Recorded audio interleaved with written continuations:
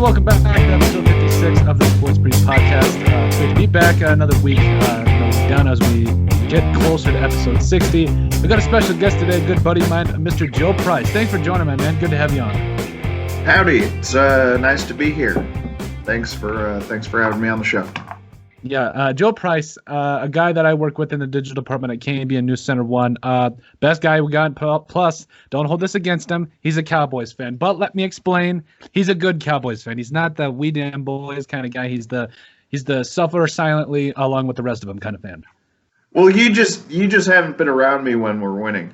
Because we're not the worst fan base, but we're pretty high in the running. I don't know if there are any good Cowboys fans, myself included. I try to be fair-minded, but if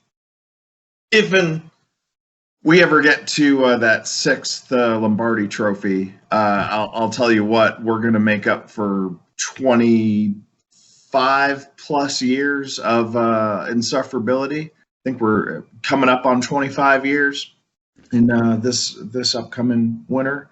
So, don't worry. It's coming. It's definitely coming. Awesome, man. So yeah, it's good to have him on. We got a plethora of things to talk about. This episode is a little bit more shaped towards the Cowboys because a lot of some interesting things happened. Obviously, the injury to Dak Prescott, which we will not talk about because I know Joe will walk off the shelf, which is okay. But we'll talk about some other things here concerning the Cowboys. A couple different things. One of those things being is, will the Cowboys be able to win the East with Andy Dalton? This next thing is more about the Vikings. Will the Vikings lose to the Falcons if their season is over? Is the season over if the Vikings lose to the Falcons? And then finally another Cowboys singer, the development of CeeDee Lamb, who I absolutely love for the Cowboys. The NFL canceling the Pro Bowl, and then the Jets releasing LeVeon Bell. And before we get into all that, we got to make sure to ask you guys to subscribe down below. Make sure you guys leave a like and a comment as well to help find the show. So with that, let's jump into the Cowboys here, the big band, the good old boys. Man, I know everybody, including myself, around the world was really heartbroken to see what happened with Dak Prescott. And obviously, it was interesting to see how Andy Dalton was going to be able to overtake. What did you see in the win with the Cowboys, with Andy Dalton being able to come in for Dak? Yeah, it was a good, as much good as can be taken from the situation, because it's obviously it's a tragic situation as a fan. It's a tragic situation if you're not a fan of the Cowboys. Like it's interesting to me how everybody has kind of come out and shown a lot of love towards Dak that maybe other Cowboys quarterbacks wouldn't have received in the past. Or I don't know. The injury was so gruesome that and he's such a charismatic guy that it was nice to see all the love for that. But to your point, what good you can take from that situation, other than the goodwill that came from the other fans, is Dalton's game management in that third and fourth quarter. Am I out? Nope, you're good. Okay, your video froze. Sorry. Okay. Dalton's game management was solid. Like he made mistakes. I honestly haven't. I watched the highlights Monday morning, kind of still in shock, and I haven't looked at them again because I think I'll have to take a look at them again this weekend. But what I saw, I liked. I've always thought he was a good game manager in Cincinnati that was forced to be coached by Marvin Lewis. On a team that doesn't like investing in its players as much as the Dallas Cowboys do. Bengals notoriously cheap.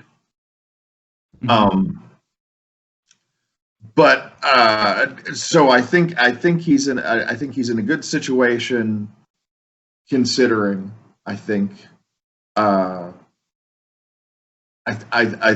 he did well on Sunday. But the defense has to be addressed. The secondary, in particular, the offensive line is riddled with injuries. Like, we had the best offensive line in the league, and now it's a bunch of new guys. Like we had a rookie center this last game, and it's barely even been talked about. So they're on everyone's on a really steep learning curve, and there was no preseason, and limited practice, so they all had a really limited opportunity to get ready for this. But at the same time, everyone's kind of in that position. So, I think Andy Dalton can thrive if all these other aspects of the team are addressed, or if they're able to put it in Zeke's hands as a runner, not as a first and second down, check down receiver, like they keep trying to do, and it not only does it not work, but it usually results in turnovers.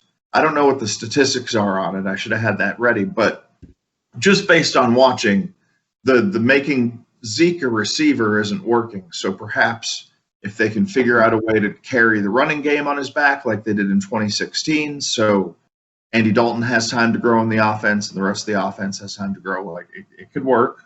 Like, could win the East at the very least. I don't know what we could do in the playoffs, but I think the playoffs are going to be nuts for everyone involved. Absolutely.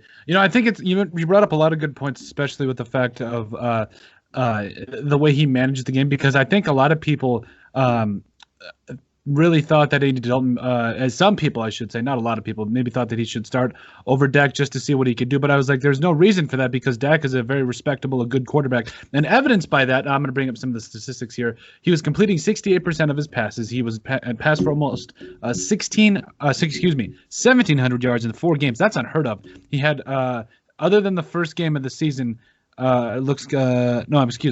had through, was it 5 games or whatever, he had almost 1,700 yards, 9 touchdowns, and 3 picks. Threw for at least 450 yards throughout the last 3 games. And then in that span, he had 8 touchdowns and 3 interceptions. That's incredible, if you ask me. Now, again, I do realize that at the same time, Dak is one of those guys that he was in a contract negotiation year. Like, obviously he got tagged. This was a negotiation year. And when they brought in Andy Dalton, that brought in some controversy. But I don't think there was any question. I don't think anybody can question the talent drop between Dak Prescott and Andy Dalton. Now, you hit it in the nail on the head, because when Andy Dalton did have some players, he had Mohamed Sanu, who, by the way, he's not anybody like Michael Gallup or Amari Cooper, but he's a talented player. He had AJ Green, who is a number 1 wide receiver, one of the best in the NFL, in my opinion. And then Andy Dalton just didn't really seem to really put a lot into it. They always had a good defense. His offensive line was, meh. But at the same time, he was able to get the job done when it mattered most, and that's kind of what showed to me this last weekend, even though, again, the gruesome injury to Dak. But I like all your points about the fact that, he did enough to win, basically, and that's really all you need. But my question is, I think the biggest question that has to be answered at some point during the season is, you have a Dak that was 450 that could just sling it, or was proven that he could sling it, and then all of a sudden we got this guy that's more of a game manager, and I'm just kind of interested to see how that will actually stack up. Yeah, and so much of it will depend on how he'll have to react to what the rest of the team, the special teams and the defense, give him in a lot of respects, and this O-line, which is largely made up of second and third stringers at this point in the season. A lot of the reason that Dak has had historic numbers this season and last season was because he's usually playing from at least 3 touchdowns behind by the time the fourth quarter rolls around, and sometimes that's the fault of the offense coughing up the ball, but a lot of the time it's just the defense not stopping anything. And it's amazing if these first few games of the season, how the Browns going up 41 and they got very close to catching them, but didn't. They shouldn't have had to, and that happened with the Atlanta game, and the whole season's been like that. It's more of what was a problem, but worse. To your point, if they could address some of those issues, I don't know how. I don't know if the coaching or the play calling or if they need to bring in Earl Thomas to play safety. I don't know if he's the answer. I know there's a lot of Cowboys fans clamoring for that, and people who don't like the Cowboys who are clamoring for that just because of the destruction he could do in the locker room, given the opportunity. The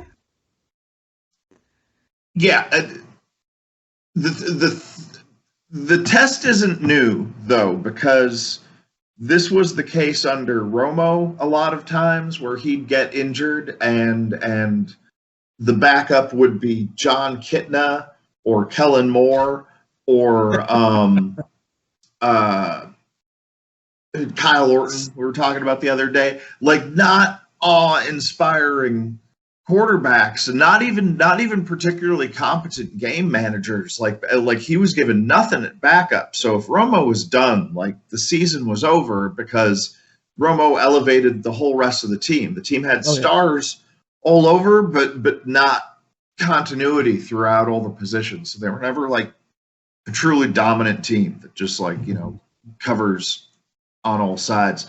So and this is the case now, but the difference is that I think Dalton is more competent than Kyle Orton and John Kitna and Kellen Moore were, but I don't know what that means. In the current NFC East, it's a pretty good sign. I mean, we've only played one conference opponent so far. We're starting to head into the season where we're gonna face Washington and Philly. And we have a pretty good chance of sweeping them. We've done it this team has done it in the last few years. I don't think it was 2016, but in the last 4 years, one of the last 4 years, we swept the East. In 2016, I think we lost one conference game, and then we swept the AFC North and the NFC North. That was Dak's rookie season and Zeke's rookie season. Yeah, we don't need to talk about the NFC North Vikings game. That was kind of rough. I will admit, I do remember that game. I was trying to segue. Yeah, Vikings talk. There was yeah, thank you. I appreciate that. I actually have to talk about that. There was a cheap shot in that game against Sat Bradford when they went for two, and they didn't get called. I think it was a hands to the face. I can't quite remember what it was. It's something like that. Didn't get called. The Cowboys won, but. And then Dak and Zeke went on to have an amazing rookie year. So now my segue into the Vikings, which is never really smooth, is talking about now if the Vikings in turn lose to the Falcons, what can that do to their season? Now, I truthfully, I've been thinking about this, and we talked about this the other day in the office, that usually those teams, i.e. like the Falcons, that get rid of their head coach, get rid of their GM, the next week they win their first game because I mean, it's kind of a new atmosphere. It's a new feeling about the locker room. It's, not as much pressure. So, and plus I do think that, I watch Purple for the Win podcast just about every day. And there was a question brought up of if Mike Zimmer could lose the locker room. And that's one thing that I think is a good question to ask, because I think if your players start to doubt at any point the coaching, I think that can do wonders for it can really hinder a team. But when they get rid of that coach, it could possibly free them in a way. And I think that's possibly what could happen for the Falcons, even though I've got nothing but respect for Dan Quinn. I think he was absolutely phenomenal. I brought him to a Super Bowl. And the only thing was there is that Kyle Shanahan doesn't know how to run the football. But other than that, I think we have to ask ourselves, is the season over to the Vikings or the Falcons? Personally, I don't know about over, but it's dangerously close, because heading into the bye at 1-5, I think as a Vikings fan, I can confidently say that Trevor Lawrence is starting to look pretty good. And I think even though he probably might be already gone by the time we draft, even though if we continue to lose. But the question is, will they lose? If they lose to the Falcons, will the season be over? Again, I got to reiterate this. I don't think it's necessarily over, but it's close. And I hate to say that, because there's a lot of plethora of talent on this team. When you think about I think the Vikings, I saw some interesting statistic that they have an all-pro on every level of the defense. A defensive end, Daniil Hunter, who has missed every week up to this point. I think he's going to miss the season because of his herniated disc. An all-pro at middle linebacker in Eric Kendricks. And Eric Wilson, by the way, has been making the case of why he should be playing over Anthony Barr, who at this point should just go to the Jets. I don't know. I think he should just go back to the Jets where he was originally going to go. And then they also had, Anthony Harris and Harrison Smith, who were both all pros last season, or excuse me, at least Pro Bowlers last season. And I believe one of them made all pro. Can't remember. But the defense, obviously has talent. The offense has Kirk Cousins, and take that for what it's worth. And they have got Dalvin Cook and and a couple of good wide receivers. So I don't know. And that was the question I said. I don't think the Vikings will ever win a Super Bowl with Kirk Cousins. I just don't think when the lights are on, he just doesn't perform. But they were at least always competitive, and now they're not even competitive. Joe, do you think the season is over if the Vikings lose to the Falcons? I think Mike Zimmer's season might be over at that point, and that troubles me. I don't know that that's a certainty, but it feels like a strong possibility. Mm-hmm. And I like him a lot. I liked him as a coordinator in Cincinnati. Saw a lot of him on Hard Knocks, I want to say, and just happened to see a lot of AFC North games at one point. So I like him as the coach in Minnesota. I don't know that he's ever been. There are some periods of coaching in Minnesota where they had an amazingly talented team, but kind of a bumbling coach.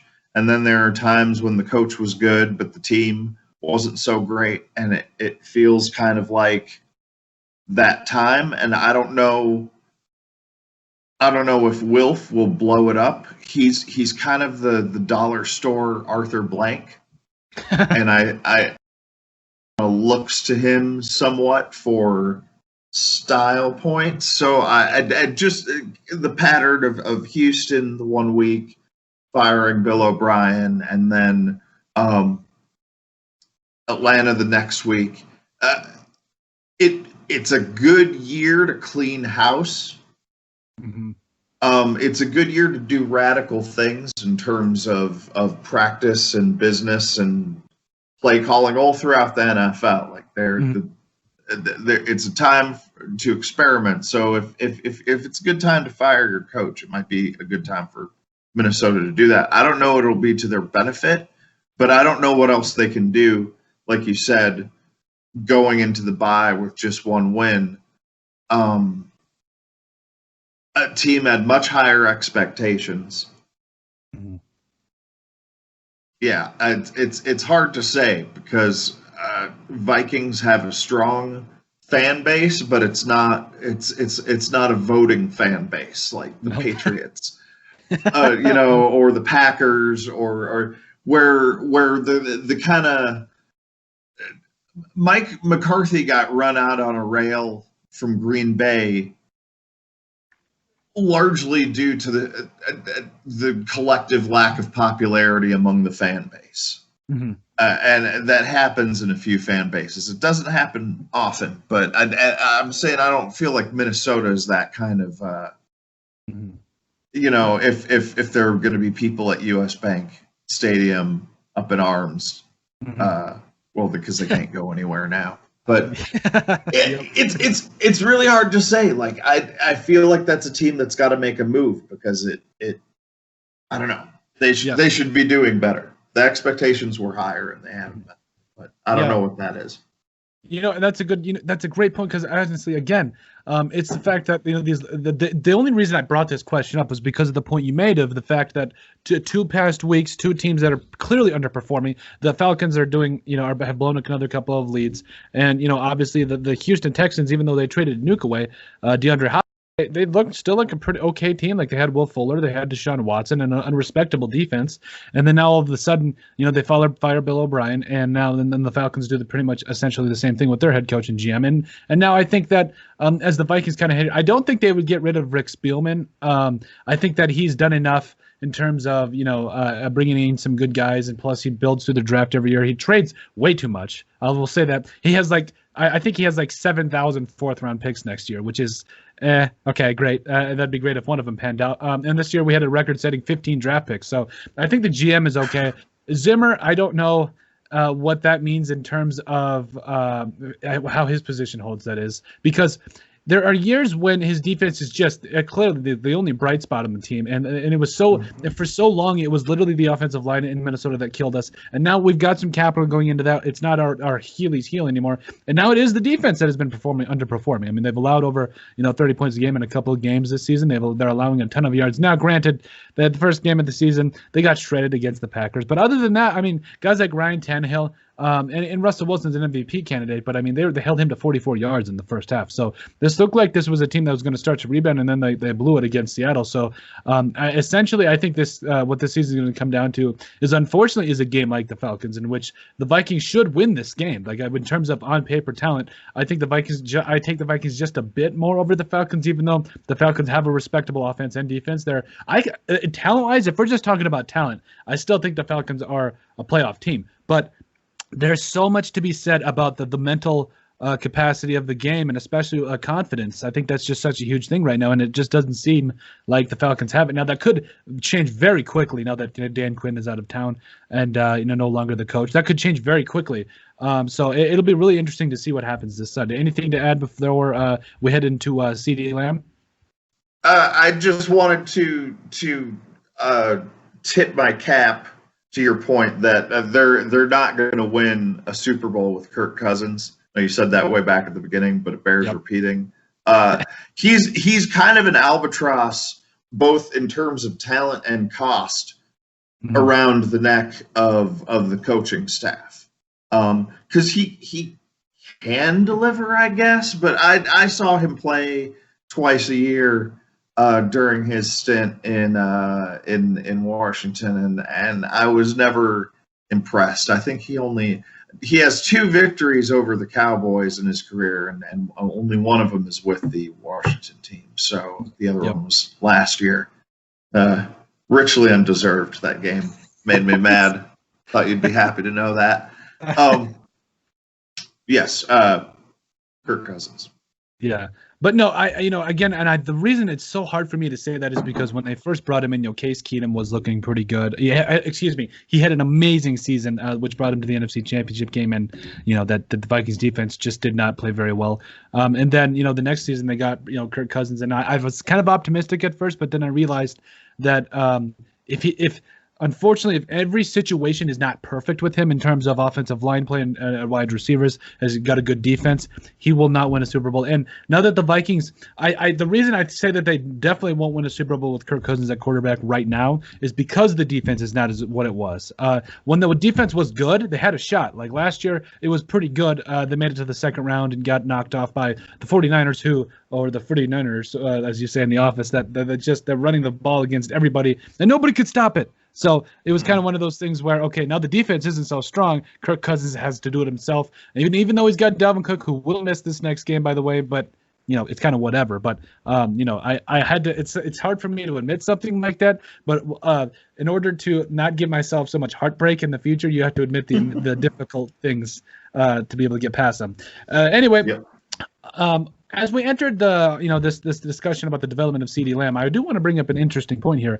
I believe when the draft came around, we had talked about what the Cowboys could do. Obviously, Trayvon Diggs was a guy that I think the Cowboys had their eye on. There was a lot of different things that I think the main concern, from what I remember in our conversations, was secondary. I think that was like the main concern for the Cowboys in the draft because they seemed to have everything else. I don't think they had not signed Everson Griffin yet, but they still had DeMarcus Lawrence. They still had some guys that were playing pretty well on the defensive line. And obviously, Leighton Vander Esch was. He wasn't a disappointment, I don't think. I think he just kind of had what some people would call a down season. But Jalen Smith is still amazing. I think it was the secondary that we were really concerned with. But they came out with CeeDee Lamb, and if there were any wide receivers that I really thought were going to have a great NFL careers, it was going to be CeeDee Lamb, Justin Jefferson, and Henry Ruggs. I thought those were going to be the 3 guys that for sure you would get at least a couple of Pro Bowl seasons out of those guys. And what we're seeing from CeeDee Lamb, he's already doing it. Like, it's absolutely incredible. We're seeing this from this guy. I know what you said. The first day I came in, you're like, that this Cowboys offense just got extremely much more explosive. So what's been your favorite part about this thing so far? It's twofold. It's fun watching him quickly develop into a pro receiver. I'm as big and sometimes more of a college football fan than I am an NFL fan, and I follow the University of Texas Longhorns, so I got to watch CeeDee Lamb just scorch us up and down the field for the University of Oklahoma every year while he played there. And as much as I couldn't stand him when he was wearing the crimson and cream, once the Cowboys got him, I was pleased as punch. Like, great draft choice. Amazing he was there. Amazing that like a Green Bay Packers or a Philadelphia Eagles didn't swoop him up. Because they could certainly use a receiver more than we could, because Cowboys have an embarrassment of riches at receiver. And that's shown in the fourth quarters of these games with Amari and Michael Gallup has been amazing. I need to remember. There's even a couple of like C.D. Wilson, those guys. There's a couple of like third or fourth string guys that have been amazing too, that have just like shown up out of nowhere to run these big plays. I mean, we lost. Wasn't it like Blake? I Jarwin? already forgot to say Blake Jarwin in the first game of the season, and Schultz was not terrific at first, but has quickly.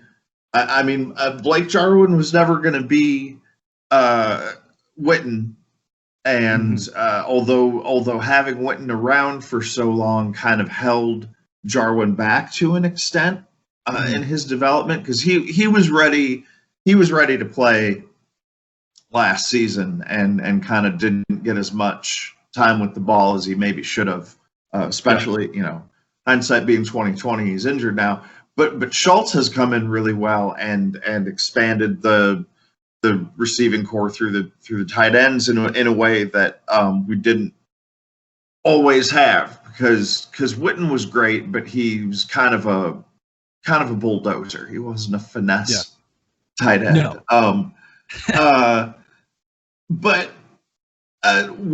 So Lamb adds to this already stacked offense, and it's the development has been nice, because at the same time he's making big plays. It's not like he's the only guy out there. They don't have to force it to him, and he's made a couple of rookie mistakes. I can't think of the specific play, but I know there was a one in the Seattle game that didn't cost the game, but it was one of the contributing factors.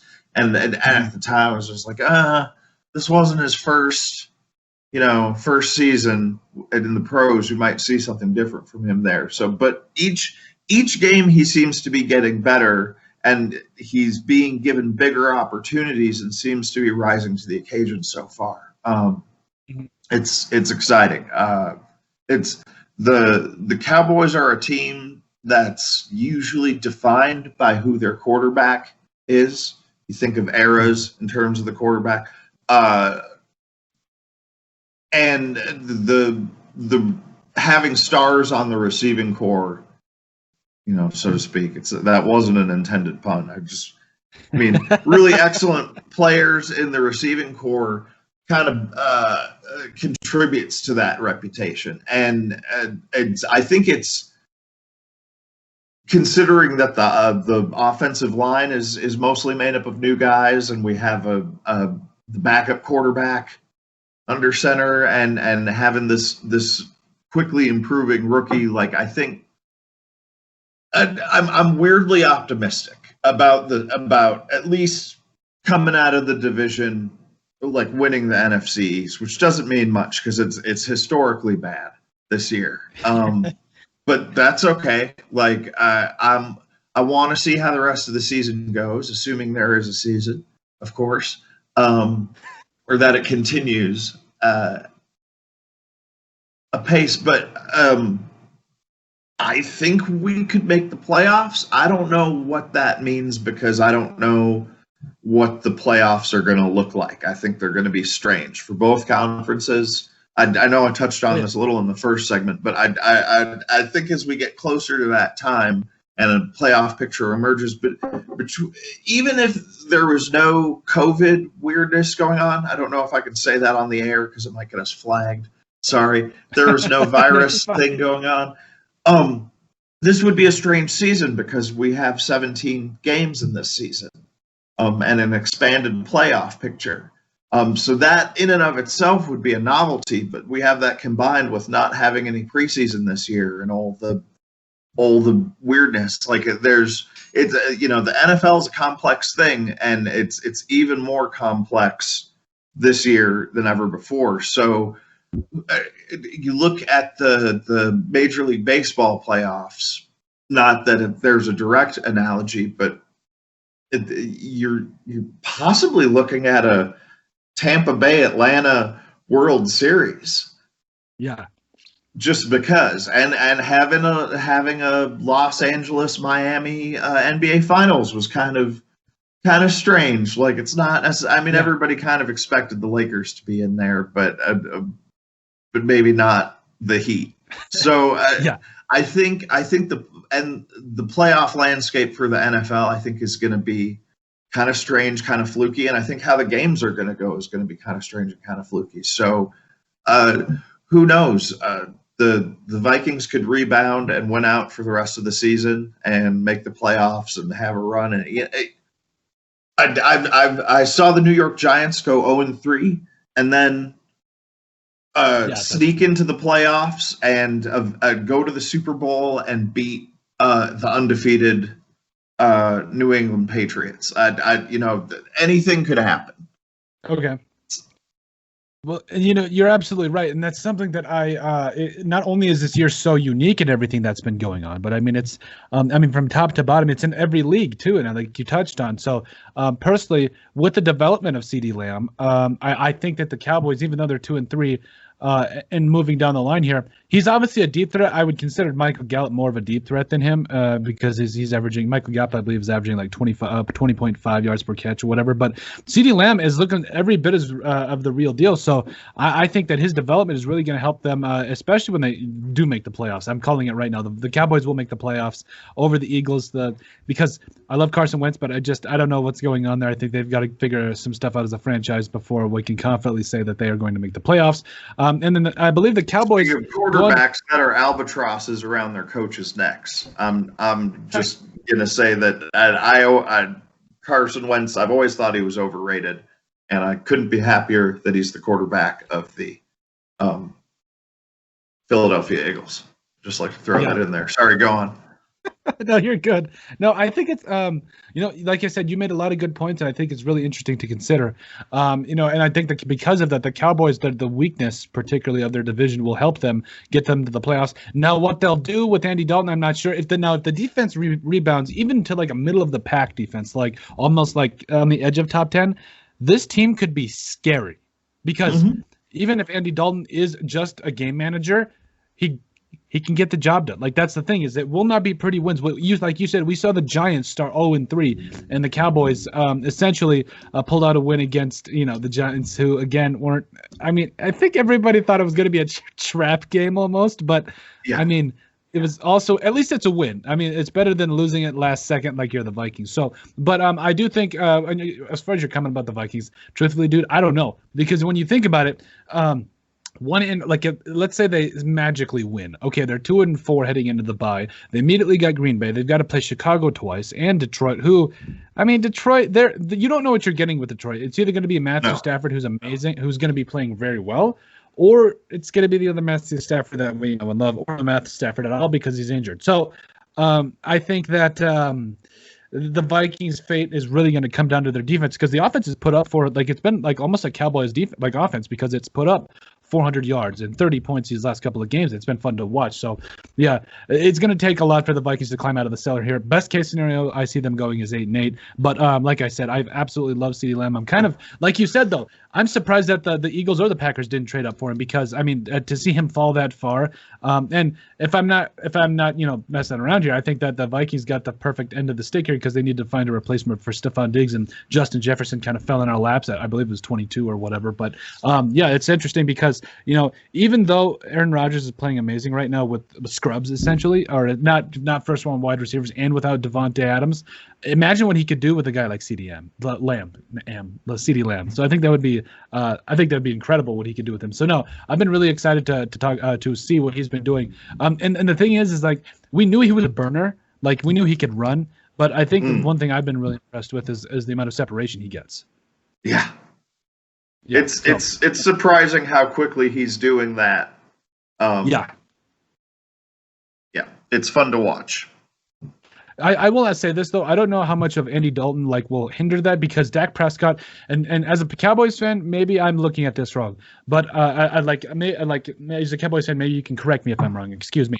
I felt like Dak Prescott was heaving this thing everywhere. Like he just had to. He knew he was going to have to just throw the football, and it looked like it was working, even though the defense was the Achilles heel. But it looked like he was able to he almost had like a Brett Favre-esque to him because he was being risky with it. He was fitting it into tight windows, and it looked great. Like it looked like it was working.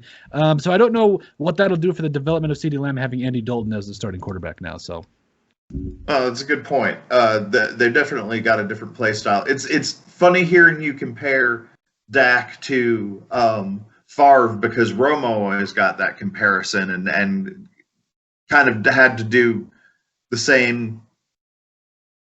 It's difficult to describe what it is they do, but yeah, heaving it around and Dalton's like your calm uncle.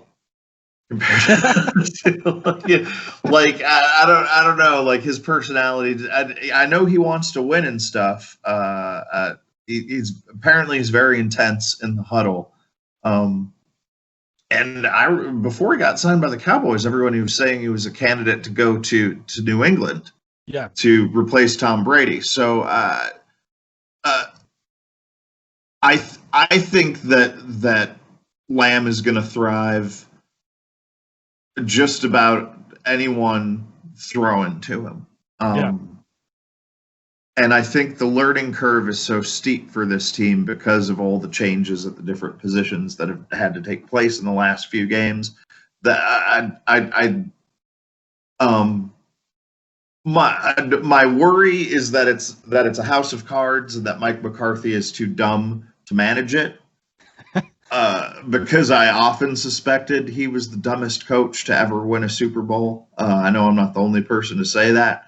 Long before he was the Cowboys coach. So I would hope that talking about Lamb and going back to Dalton and just all the different moving parts, I hope he can manage that. I don't know if he can. So we'll see. And, luck's involved. And so far the luck hasn't been great. That's bound to turn at any point. Yeah, I agree. I think, for me, as far as Mike McCarthy, I thought it was what most impressive was, it was almost on the coattail of an MVP season for Aaron Rodgers, who in that game, I knew their defense was good enough to just get them by to win the game. But I mean, Aaron Rodgers in that Super Bowl, who by the way is now officially better than Brett Favre, just because of the fact that he won a Super Bowl MVP and Brett Favre did not. So I think that just with that, we've already seen Aaron Rodgers leapfrog Brett Favre in that regard, and also the way he played in that Super Bowl is absolutely amazing. So yeah, I mean, It was absolutely shocking to see. I mean, the Packers to come out and win that, even though again Aaron Rodgers played amazing in that game. I don't think anybody can debate that.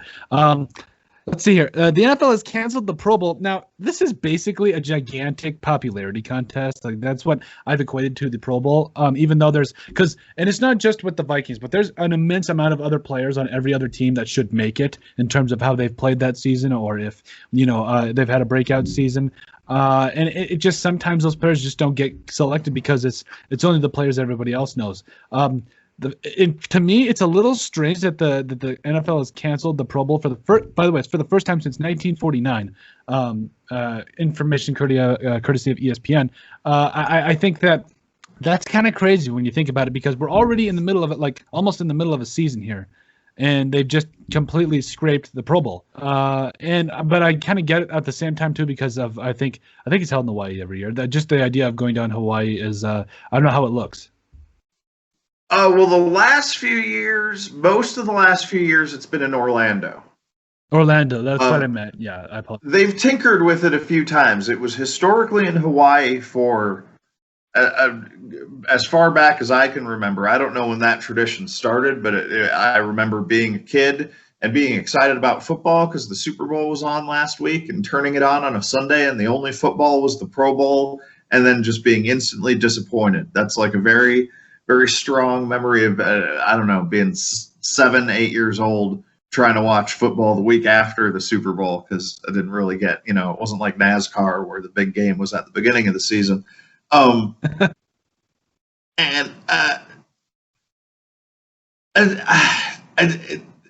It's cool. Yeah, they moved it to the week between the conference championships and the Super Bowl, and they've added an award show and tried to turn it into this thing, and it's like NFL prom, and nobody gives a darn, and it's just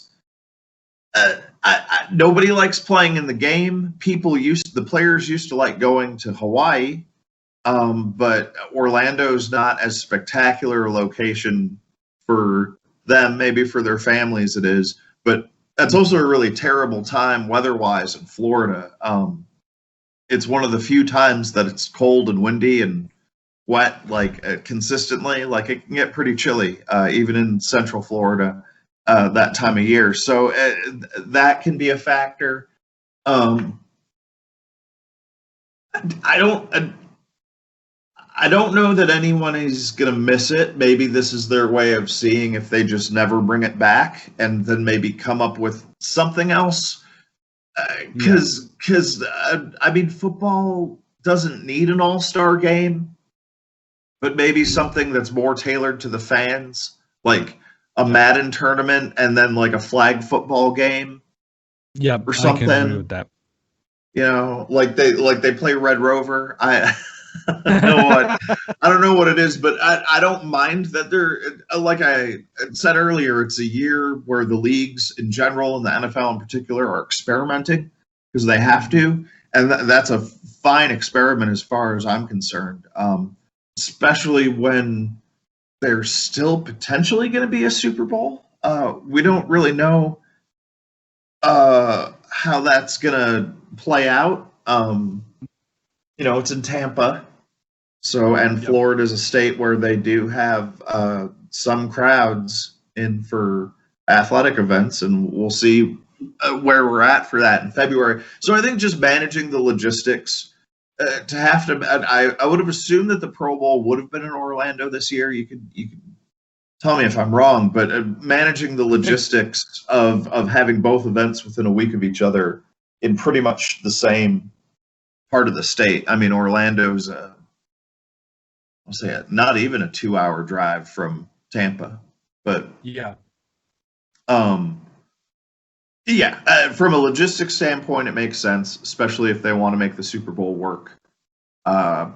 Going forward, maybe just skip it next year. Maybe in a couple of years, be like, hey, we're bringing back the Pro Bowl, and it's a thumb wrestling tournament, just like you remember, and we'll all be like, oh yeah, I don't think my fondest memory of the Pro Bowl is watching Barry Switzer eat a hot dog on the sidelines. Oh yeah. That's so. Well, I think it'll be interesting if you think about it. If somehow Tom Brady and the Bucks find a way to play a Super Bowl from home, like, wow. Like, I just don't think that they. I don't think that nobody's could beat them. I really don't. Like, I don't know, but at that point, well, the question to me is, will the Super Bowl be at full capacity? I doubt it, especially as a place like Florida. It won't be at a full capacity. So it's just a weird year. It essentially is just going to be a weird situation. So, I mean, even though, again, Tom Brady, home field advantage for the Super Bowl, that'll be interesting. If he gets 7 rings, there's going to be an outrage among many people. I feel like if anyone could be the weird, fluky person to get the home team Super Bowl win, it would be him. I mean, he's got the first overtime Super Bowl victory. In a Super Bowl that, had it happened to almost any other team, would have been spectacular. Yeah. So in that game, I watched that with my stepfather and his father. And first quarter, they were like, "It's over, it's over." I'm like, there's still a lot of football to be played. And as much as I like to rag on him and remind people that his last play for the New England Patriots was a pick six in a home playoff loss where the fans booed him off the field, you can't count Tom Brady out until the stake is through the heart and the head's cut off and the corpse is burnt. He's like Dracula or Doctor Doom or Godzilla. Unless I see the body get destroyed, I'm not counting him out. So Tampa's a possibility as the NFC South is kind of going through their season. They look like the best team in it. All the other teams in that division have a lot of fatal flaws, so the playoffs are looking pretty good for them. And who knows, in a weird playoff situation, what could happen? I don't count Tom Brady out for a second, but and I know a lot of people picked them to win to represent the NFC in the Super Bowl. So I don't know. I personally, especially in a couple weeks through it, about almost halfway through it, I feel like the one team that I actually feel is actually going to represent the NFC is the Packers, just because obviously Aaron Rodgers is playing out of his mind without Devontae Adams. They have a running game. Their defense has improved. And then the Seahawks just beat the Vikings. Okay, big deal. You beat the Vikings, who are kind of shooting themselves in their own foot. But I feel at the end of the day, I feel like it's going to be the Packers. But I feel the Bucks have just as much of a chance as the Packers do, because they obviously have a lot of weapons. They have Tom Brady, who's one of the greatest, if not the greatest, quarterback of all time, even though I think he is. But I think there's a lot of different ways of looking at that too. So they're definitely going to be interesting. I just thought about asking about the Pro Bowl question because it is a popularity contest and it's fun. And it's fun and it's not fun to watch every year. I believe it was done around the same time that last year that Kobe passed. R.I.P. Love Kobe. Or at least I remember a lot of the players giving tributes out during the game too. So R.I.P. Kobe. But anyway, let's see. I think the last thing here is the Jets releasing LeVeon Bell. Now, this kind of comes as a shock almost, because LeVeon Bell, he wasn't worth the extension. I think that was kind of I think we can all kind of agree on that, because or the extension that he signed, or the whatever, because after he left the Steelers, I just didn't know what to expect from him. Because obviously he came back, missed a year, came back, ran for almost 800 yards, had 60 catches for a touchdown, only had 4 total touchdowns all of last year, and has just didn't take care of business, essentially. Frank Gore is kind of an ageless wonder, if anything. I just don't think I think Frank Gore is going to be 80 and still playing football. I think Frank Gore has at least another good 8 to 9 years left in the tank of solid running. I can't believe this man. He is still going, and it's like, it's not like he's not talented, but it's just the grit that this man has that he just continues to go. And I mean, and he's effective too. I mean, he has almost 200 yards on 50 carries. He's like averaging 3 yards a carry. But when you get Frank Gore, you don't expect him to have a ton of. You expect him to be a bruising tailback that'll just essentially just carry your running game a little bit for a little ways, anyways. And I mean. Being on, 3 different teams in the last 3 seasons, I think he's still going to keep playing. Like, it's just crazy that this guy's still going. He's 37. AP, though, I do want to see him. I do want to see AP still keep going, but we'll see what happens there. But what are your thoughts? I mean, LeVeon Bell. I mean, I just also maybe where he could land. I'm just not quite sure what's going to go on here.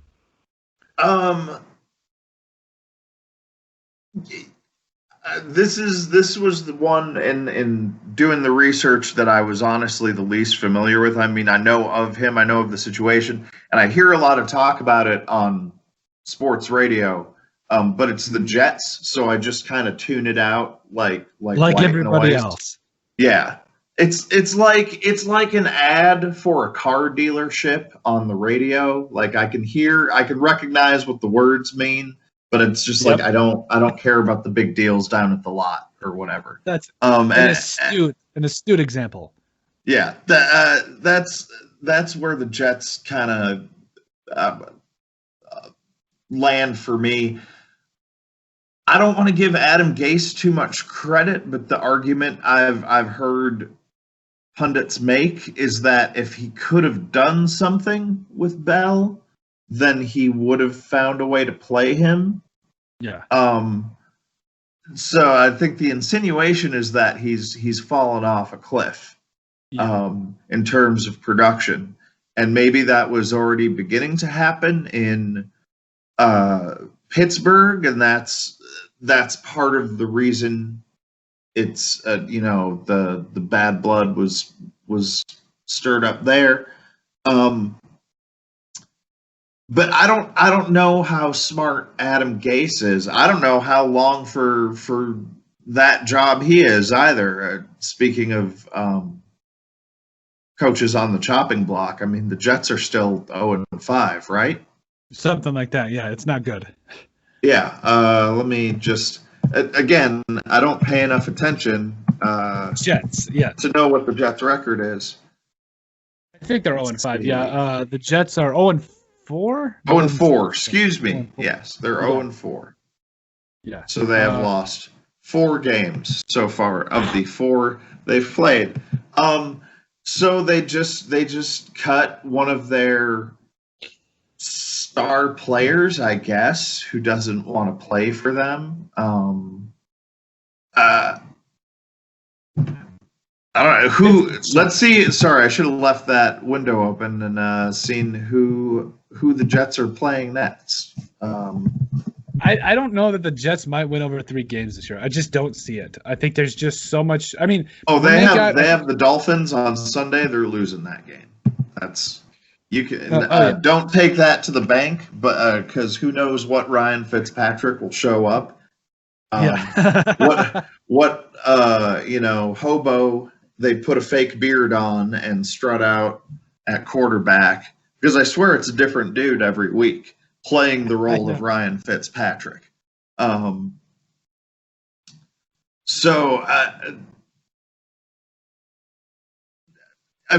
far as where the Jets are going forward, they're continuing to go into the tank, and maybe they want a new coach when they get their brand spanking new quarterback. And for as far as Bell goes, I can't think of a lot of teams that are in dire need of even a mid-tier running back.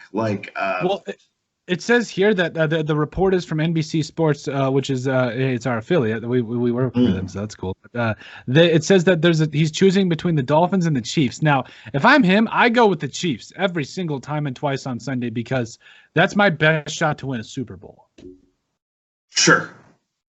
Yeah, but also then you got to think about it. What he wants to have production too. So he'll definitely get the ball more in Miami. So it's kind of one of those things. Well, and if he wants to get paid, he goes to Miami.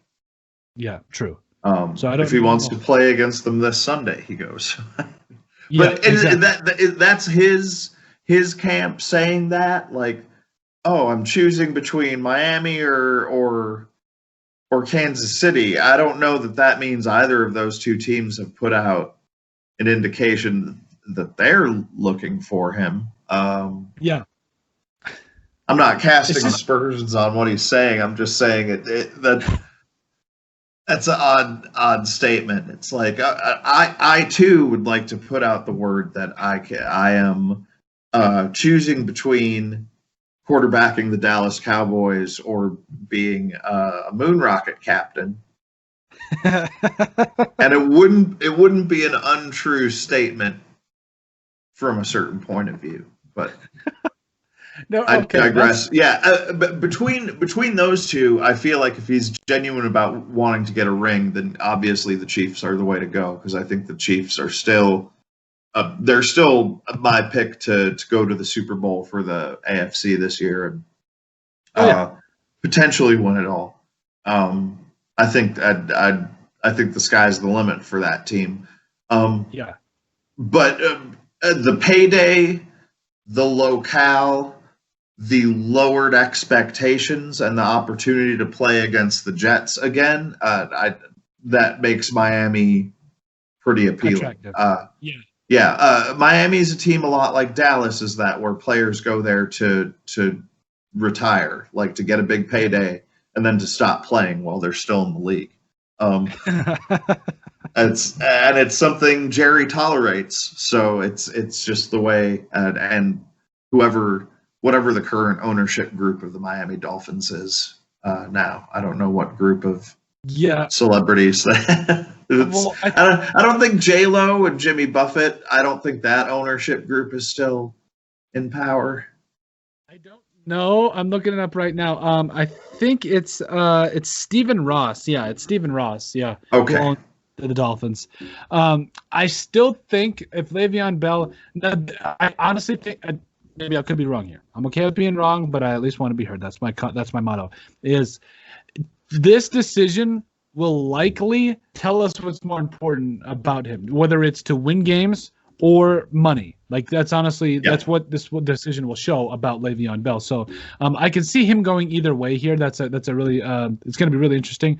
And then a tweet from Jeremy Fowler said that he could either go to the Dolphins, the Chiefs, or the Bills. The Bills, I mean, the Bills are going to air it out too, and they're really competitive this year. They've got a good running back. I believe T.J. Yeldon scored a touchdown this other night, and then also they've still got Devin Singletary, I believe his name is. But I mean, Le'Veon Bell is clearly, I believe, I would take him over either one of those, either one of them. So I think that would be really interesting to see. But at the same time, the Chiefs are probably going to go back to the Super Bowl.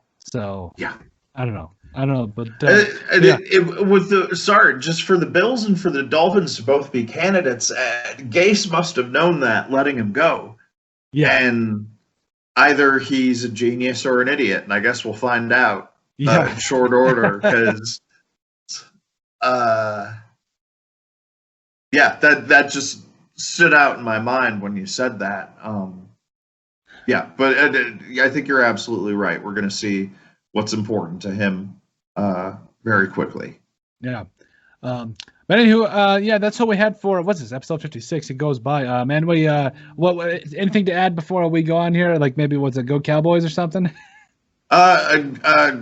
Go Cowboys. Longhorns have the bye week again. I think they're taking like every other week off this season. And thank you for having me on. It was a delight.